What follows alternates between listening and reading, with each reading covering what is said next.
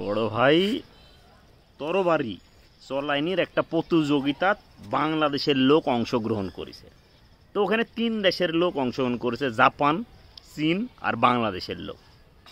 তো চীন দেশের লোক যখন আসছে, তো সে কি করেছে, সে তার তরবারি দিয়ে একটা চুল 2 ভাগ করে ফেলেছে। সবগুলা হাততালি দিছে, সুন্দর প্রশংসা পাইছে। তারপরে কি করেছে, জাপানের লোকের পালা। জাপানের লোক কি করেছে, একটা মাছি উড়ে যাচ্ছে, মাছি ওই উড়ন্তি অবস্থাত কোপ মারেছে, কোপ মারি মাথা কেটে দিছে। দেখিয়ে যে সবগুলা খুশি তালি দিছে, হ্যাঁ, যে খুব ভালো খুব ভালো। এখন কাহিনী হচ্ছে বাংলাদেশের লোকের পালা।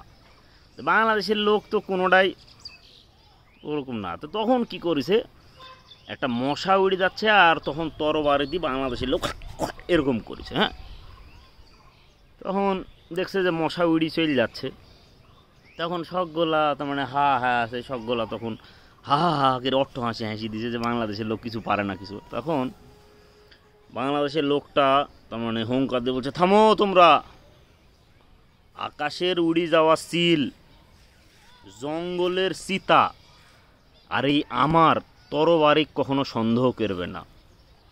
মশা উড়ি যাচ্ছে ঠিকই, কিন্তু আমি মশার গলা কাটিনি। আমি মশার ওই জিনিসটা কাটেছি যে মশা কোনোদিন বাপ হতে পারবি নি।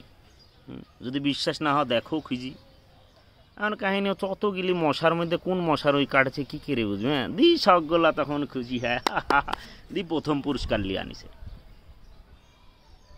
তো বিষয় হচ্ছে যে মাঝে মাঝে এই চাপার জোর আর বাটপারি দি জয় করে আসা সম্ভব, হারি যাওয়া প্রতিযোগিতা। হ্যাঁ, তোমরা আবার এটি কাজে লাগাতে যাও না, নাহলে আবার দেখা যাচ্ছে যে ক্ষতি হয়ে যাবে।